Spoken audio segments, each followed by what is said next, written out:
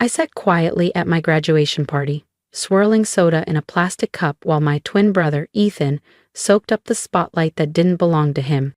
We were gathered on the rooftop terrace of my aunt's downtown Atlanta condo, strung with fairy lights and ivy.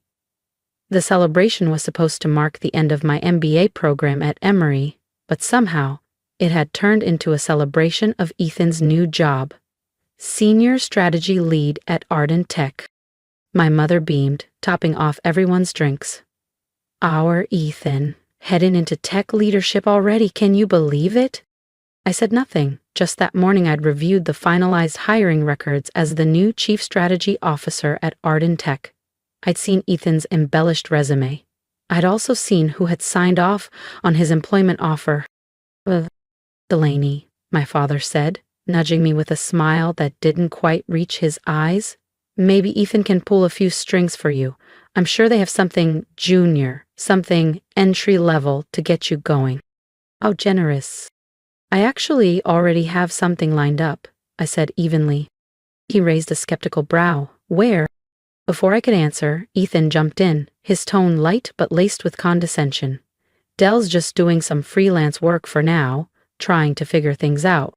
Our relatives all nodded like they'd just heard a tragic diagnosis. Poor Delaney, always the quieter twin. Never quite as ambitious, never quite as accomplished. If only they knew. Opened my mouth, but my mother chimed in again. Ethan, honey, tell everyone about the company laptop they sent. And your salary. What was it again? Ethan smirked. Base of $160.00 K plus equity and perks. I'm basically running the team. I nearly laughed. He was hired as a junior analyst at $85.00 K with no team under him. And your office? Aunt Janelle asked, eyes shining. Huge corner office, Ethan replied without missing a beat. Starts Monday. I glanced at my phone. In exactly 48 hours, Ethan would walk into Arden Tech and meet his real boss. Me. My mother turned to me with a gentle smile that felt more like a warning. Maybe you could tag along Monday? Shadow Ethan? See what the real world looks like? Oh, I said with a smile of my own. I'll absolutely be there on Monday. And I'd be the one holding the key card to his floor. Wouldn't miss it for the world, I said.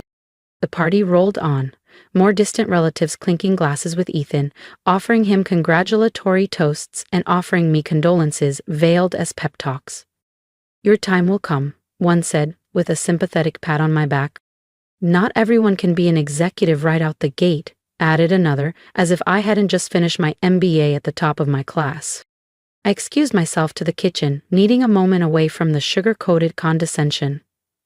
The open window above the sink let in the warm breeze, and the voices of my dad and Uncle Martin outside on the balcony. At least one of them made something of himself, Dad said, as if I weren't 10 feet away. Delaney's always been cautious. Too careful to take real risks, he went on. Never quite pushed herself hard enough. I stared at the faucet, jaw tight. Too cautious? I thought about the risks I took at 22 when I sold my car, broke my lease, and poured every cent I had into rescuing a bankrupt analytics firm. About the nights I worked until sunrise, living off protein bars and black coffee, while turning that company into the multi-billion-dollar titan Arden Tech is today. Ethan always knew what he wanted, Uncle Martin replied. Born leader, that kid. And Delaney just followed. My grip on the counter tightened. I remembered the science fair project he stole credit for. The college essay I helped revise that won him a scholarship, the summer internship I got him, by pretending I didn't know he badmouthed me in the interview process. Delaney? I turned. My cousin Maya stood in the doorway, empty plate in hand and concern in her eyes. You okay? Just needed a breather, I smiled. She lingered. You know, I applied to Arden last year. Strategy department. Got a rejection in 48 hours. I've got 12 years of consulting experience and an MBA from NYU. I raised an eyebrow. Interesting. Yeah, she said, confused. So how did Ethan? Very good question, I murmured. Just then, Ethan strutted into the kitchen, his designer loafers clicking across the tile. "There you are, Dell. I was just telling them about my new team. 20 direct reports, can you believe it?" I could, especially since his actual title was Junior Associate Strategist. Team of 3. Reporting to me. "Quite the responsibility," I said calmly. "Oh, I'm not worried," he smirked. "Leadership comes naturally to me, unlike some people." He looked directly at me. I smiled. Monday's gonna be fun. Maya slipped out of the kitchen, leaving me alone with my twin. For siblings who once shared a womb, Ethan and I couldn't have turned out more different. While he stood there in a tailored linen blazer and polished loafers, I wore my usual, a sharp black pantsuit, clean, simple, intentional. He was loud. I listened. He cut corners. I built foundations. "You know," Ethan leaned closer, lowering his voice as if offering charity, "I could help you get a foot in the door at Arden." I raised an eyebrow. "Maybe something like my assistant?" He grinned. "Just like the old days. You backing me up, making me look good?" Flooded with memories, I said nothing at first.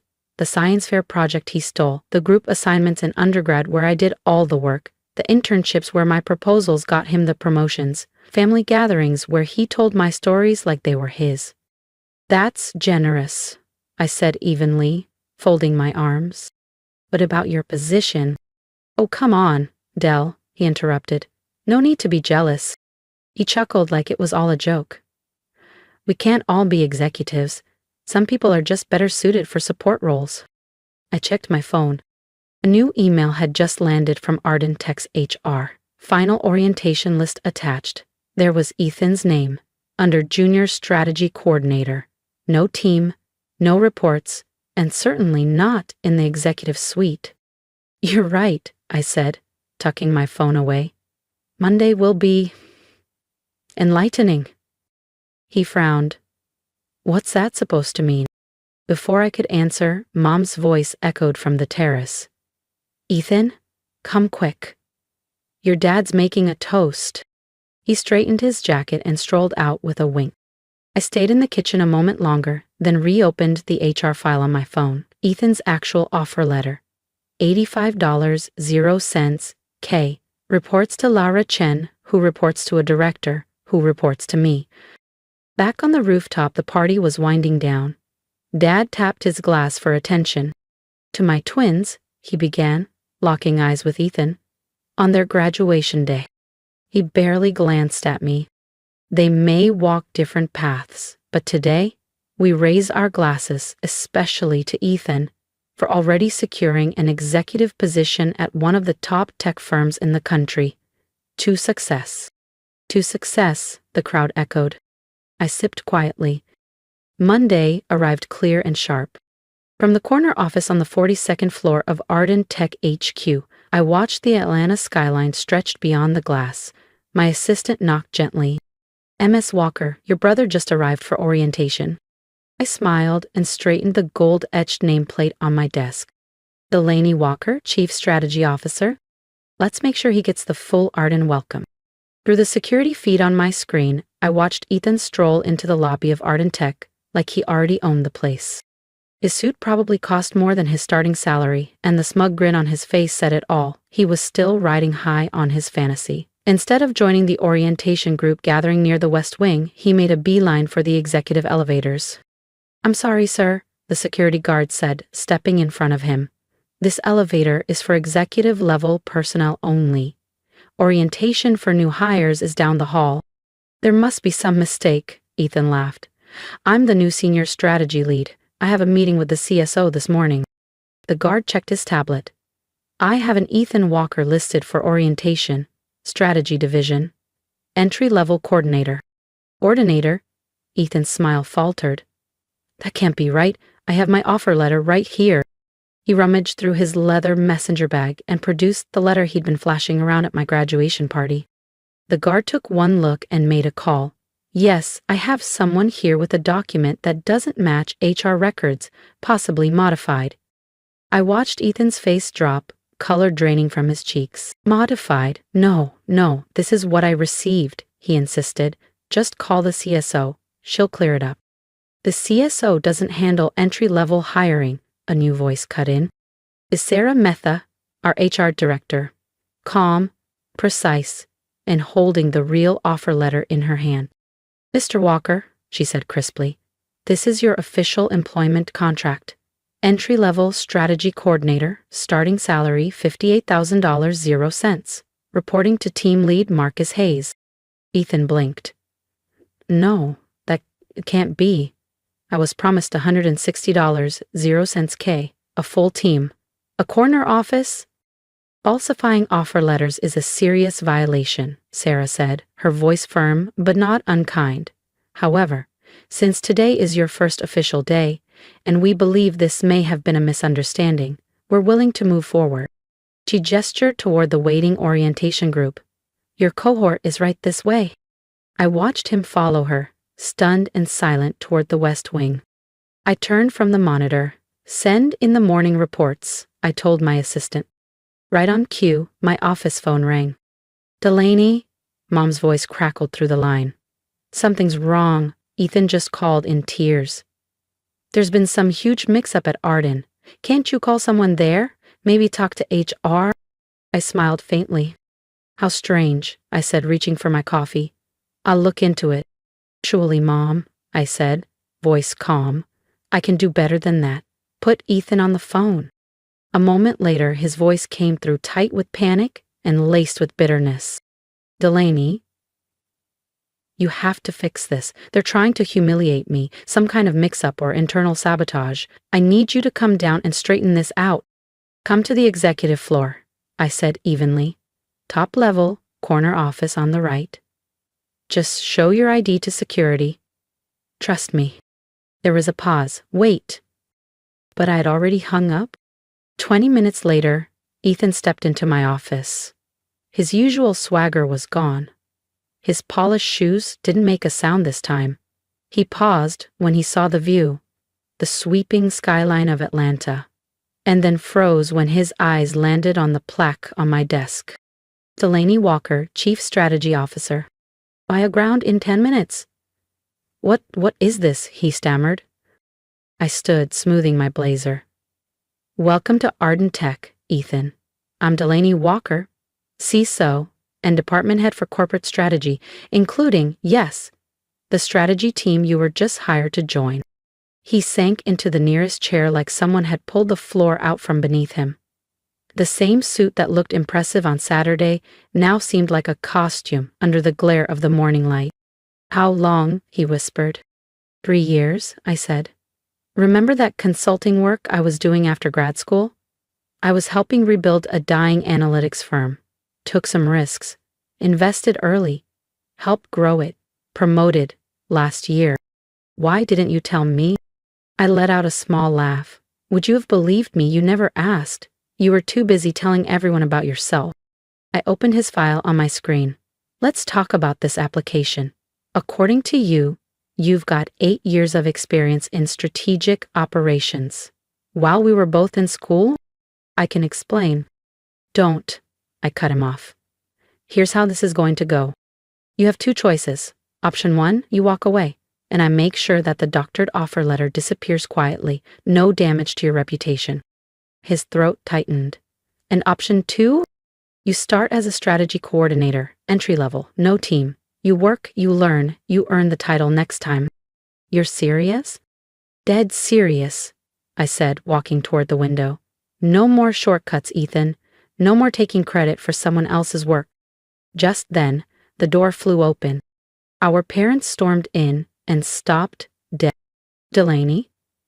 Dad's voice was stunned. What is this? I gestured around my office. This is what happens when you're too afraid to take risks. When you're always the cautious one, the follower. I paused. Mom's hand flew to her mouth. You mean you're the Chief Strategy Officer of Arden Tech? Yes, I said simply. Have been for a while now. Though no one ever really asked what I was doing all those years, I was, supposedly, figuring it out. Dad dropped into one of the visitor chairs, his face pale. But at the party, why didn't you say anything? I let you believe what you always believe. I replied quietly. That Ethan was the successful one, the leader, the golden twin. I looked directly at them. Even when he lied on his resume, exaggerated his roles, or took credit for my work, you never questioned it, because it fit the narrative you'd already written. Delaney, Mom began, voice trembling, we never meant. You constantly compare us? I cut in, to praise his every move and ignore mine, to assume he was going places while I was just tagging along? There was a long silence. Then Ethan stood. I'll take option 2, he said.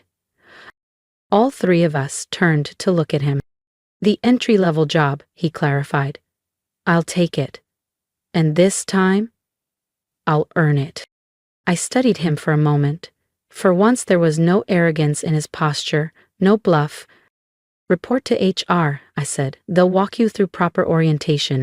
After he left, our parents lingered, both looking strangely out of place in a room they never imagined I'd occupy. All those family dinners, Dad murmured. You always said work was going fine. Would you have believed me if I'd told the truth? I asked. Or would you have dismissed it, like every other time I achieved something Ethan hadn't? Mom wiped at her eyes. We were wrong.